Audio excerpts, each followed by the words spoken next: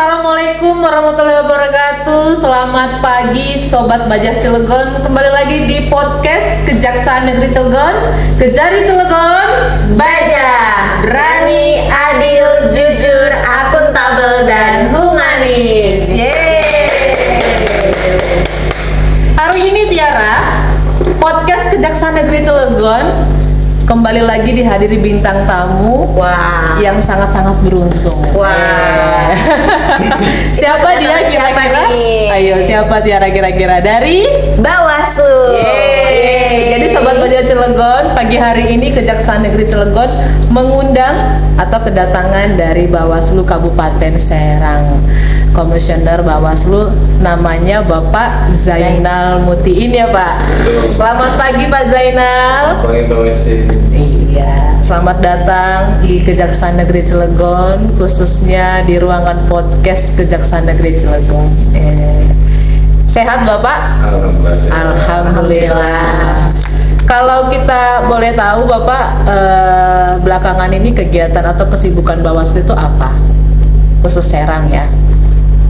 Kalau kegiatan Bawaslu, karena memang ini pasca PSU, pertama memang sedang kita lakukan roadshow ke beberapa mitra strategis kita, baik itu OPD maupun APH, kemudian juga perguruan tinggi untuk mengucapkan terima kasih dan memberikan apresiasi yang setinggi-tingginya atas kerjasama.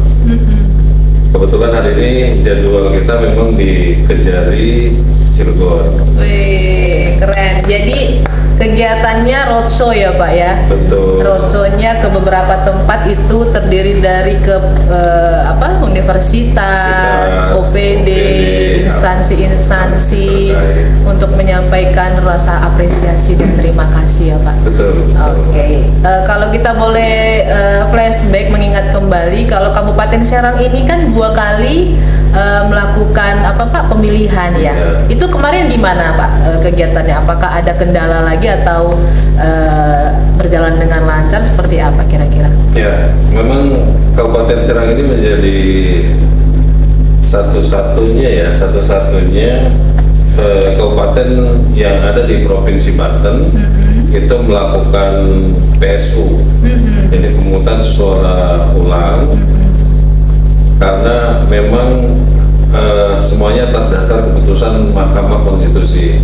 Kadang-kadang memang ada salah paham juga di masyarakat kita bahwasanya PSU itu menjadi kewenangan Bawaslu, padahal PSU itu menjadi hak prerogatifnya Mahkamah Konstitusi. Nah, sehingga kemarin kita setelah pilkada yang reguler secara serentak se-Indonesia, Kabupaten Serang menjadi satu-satunya kabupaten yang kemudian melakukan PSU. Sebanten. Iya. Betul. Jadi pada saat pelaksanaan itu di tanggal berapa Pak itu PSU-nya pemungutan suara ulang itu di bulan Februari ya? Betul. Februari. 14 Februari ya kalau nggak salah. Yang kedua ada kendala nggak kira-kira Pak selama pemungutan yang kedua kali? Apakah ada ada yang dari pihak pemilih ataupun yang ini ada permasalahan atau seperti apa kira-kira?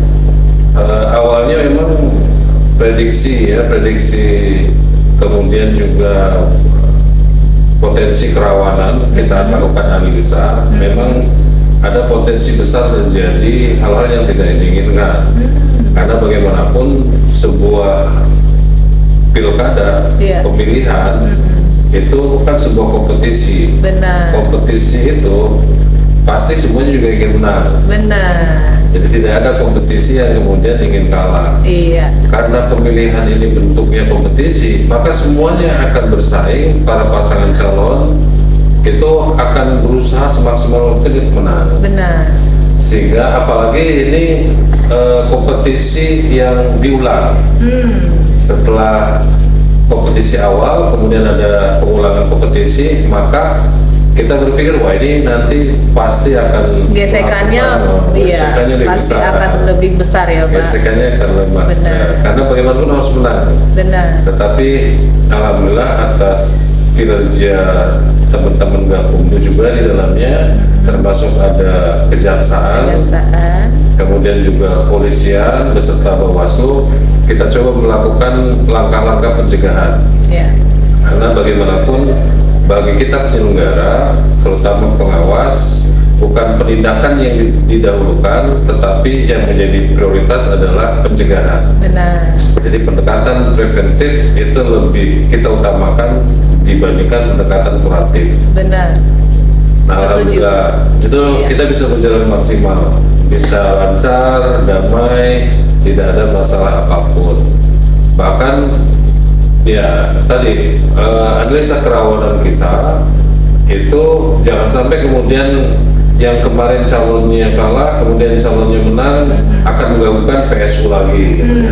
Jadi PSU-nya sampai 3 kali, seperti di beberapa daerah. Karena ada yang PSU lagi, kemudian PSU lagi. Nggak kelar-kelar ya Pak. Karena mengingat kalau kita mengadakan PSU udah pasti anggaran lagi ya Pak. Betul. Biayanya sama seperti kita melakukan pertama kali pemungutan, seperti itu ya kira-kira ya. Ya, karena memang dengan adanya keputusan Presiden itu terkait efisiensi, maka anggaran kita juga efisiensi betul. Ada beberapa kegiatan yang kemudian kita pangkas, ya kita pangkas habis sesuaikan dengan perintah efisiensi dari Presiden. Malah sebenarnya yang menjadi beban di penyelenggara, karena idealnya penyelenggaraan pemilu itu atau pilkada itu idealnya dilakukan dalam jangka waktu 12 bulan atau 1 tahun. PSU itu dilakukan hanya 2, 3 sampai 4 bulan saja. Ini yang menjadi beban. Jadi stamina kita yang harusnya itu untuk 12 bulan ini hanya dikerjakan dalam waktu rentang 3 bulan. 3 bulan. Itu yang membuat memang Menguras ya Pak. menguras tenaga kita. Menguras tenaga. Insya Allah mudah-mudahan cukup 2 kali aja ya Pak ya. Sepertinya cukup 2 kali ini ya Pak. Sudah ada ditetapkan ya. Kemarin ya saat ini juga Bupati terpilihnya sedang melakukan retret di PJN, jadi kemungkinan untuk PSU 2-3 kali tidak ada. Iya, alhamdulillahnya ya Pak ya. Iya. Jadi sangat menarik tadi Tiara. Iya. Mungkin ada yang mau aku tanya nih Bu Desi. Boleh. Tadi kan ada sinergitas ya antara kejaksaan dan juga Bawaslu pada saat itu, khususnya di Gakumdu. Nah, mungkin boleh dijelasin dikit nih Pak, waktu itu seperti apa? Karena memang di undang-undang kita, termasuk juga di Perbawaslu kita, itu mengakomodir kejaksaan dan kepolisian. Jadi Kejari dan Polri itu menjadi mitra strategis kita yang kemudian diwadahi dalam satu badan yang namanya Gakumdu. Nah, karena memang Kabupaten Serang ini memiliki geografis yang wilayah yang sangat luas dengan 29 kecamatan dan 326 desa, sehingga Kabupaten Serang ini memiliki 2 kejaksaan. Jadi Kejaksaan Serang dengan Kejaksaan Cilegon, karena wilayah hukumnya itu kecamatannya juga terbagi. Kemudian untuk Polri-nya itu ada 3, ada Polresta Kota Serang, kemudian ada Polres Kabupaten Serang, kemudian juga Polres Cilegon. Nah, dengan adanya Kejari, kemudian Polres yang menjadi mitra strategis kita, tentunya juga kami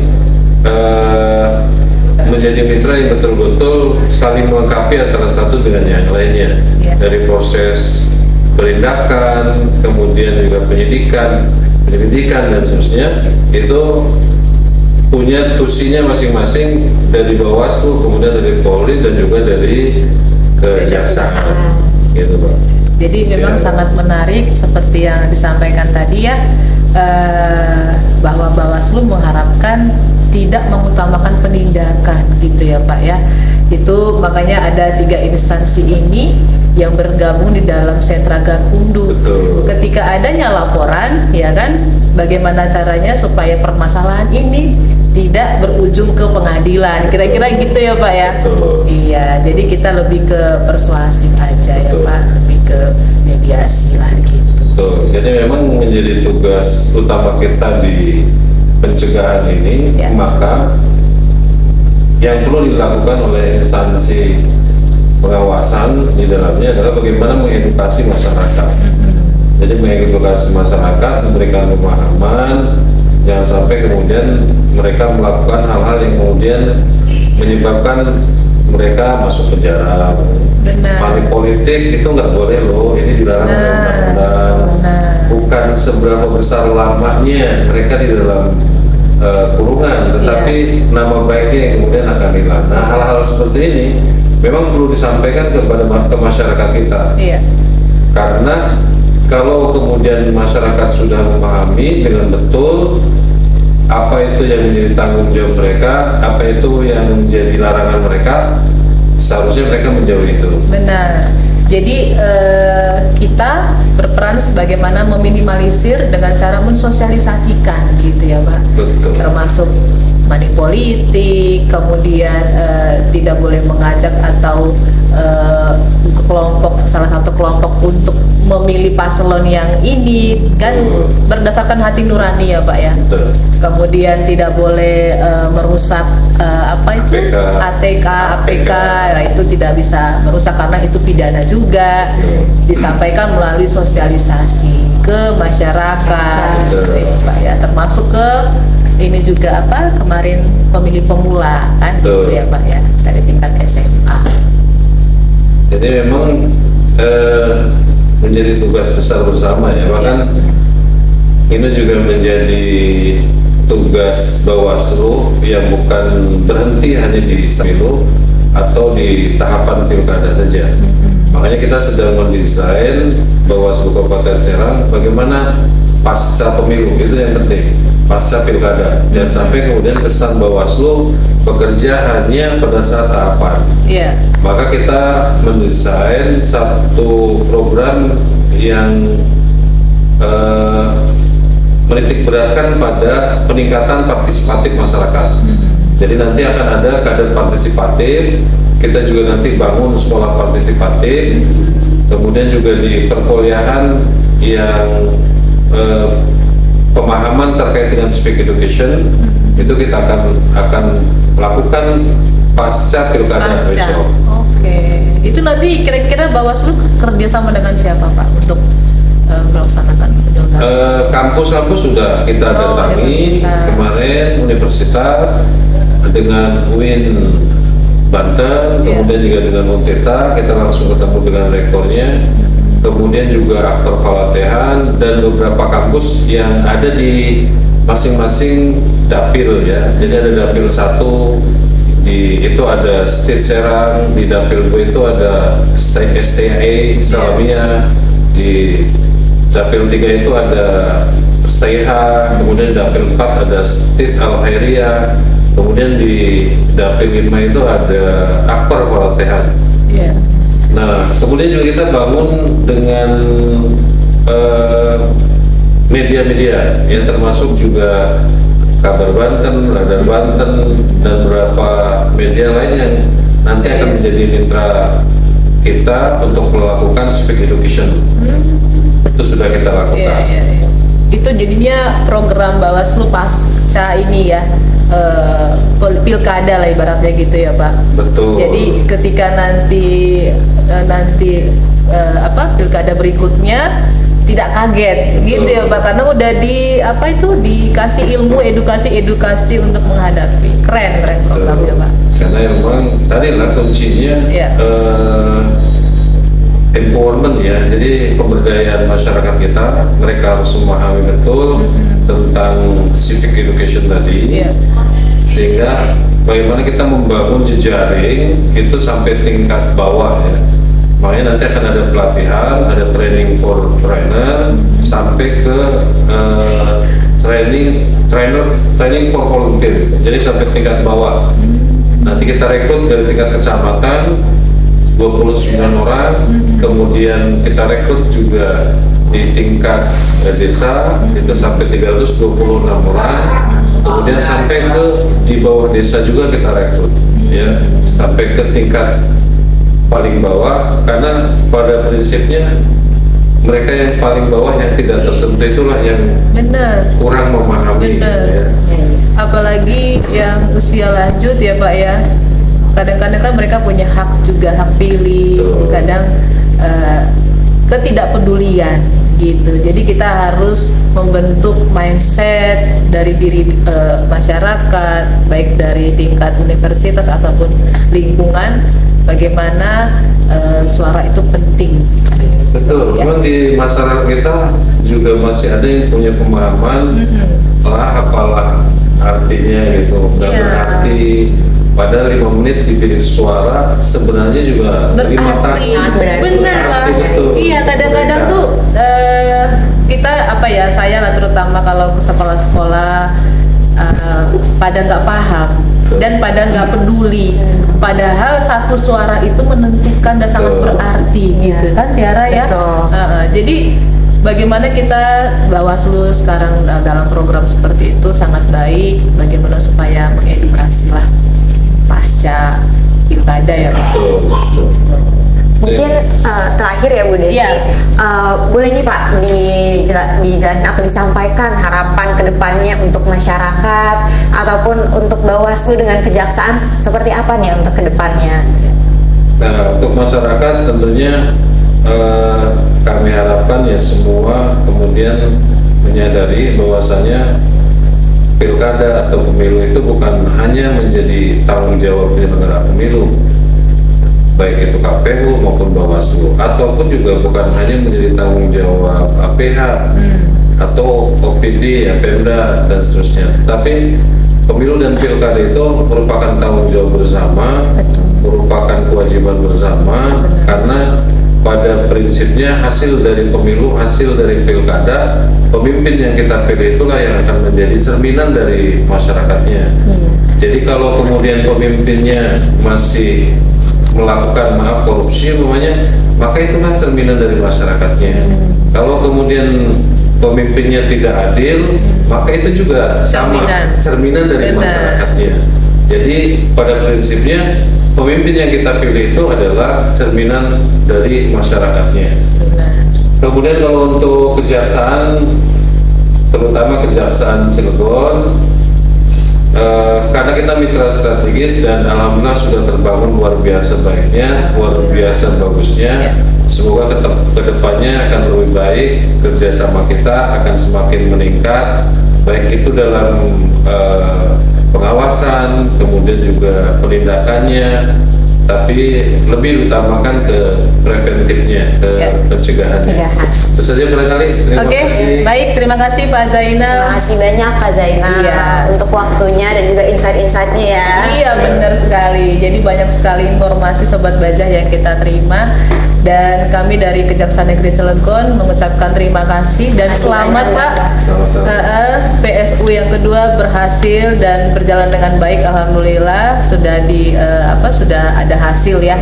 Ya, mudah-mudahan pemimpin yang baru bisa membawa Kabupaten Serang menjadi lebih baik lagi. Amin. Amin. Demikian juga Gakumdu kita Kabupaten Serang, Bawaslu Kepolisian dan Kejari Cilegon bisa tetap bersinergi dengan baik juga. Oke. Demikian Sobat Bajah Cilegon, informasi yang dapat kami berikan. Banyak informasi dari Bawaslu Kabupaten Serang. Mudah-mudahan informasi tadi dapat memberikan dampak yang baik ya untuk Sobat Bajah Cilegon dan Sobat Bajah Serang. Karena ini akan disiarkan ke seluruh Indonesia Pak. Ya. Semuanya bisa lihat nih Pak. Iya. Demikian podcast Kejaksaan Negeri Cilegon. Ditunggu bintang tamu lainnya yang pasti akan lebih seru lagi. Lebih seru dan menarik ya. Oke, demikian, lebih kurangnya mohon maaf. Wassalamualaikum warahmatullahi wabarakatuh. Kejari Cilegon.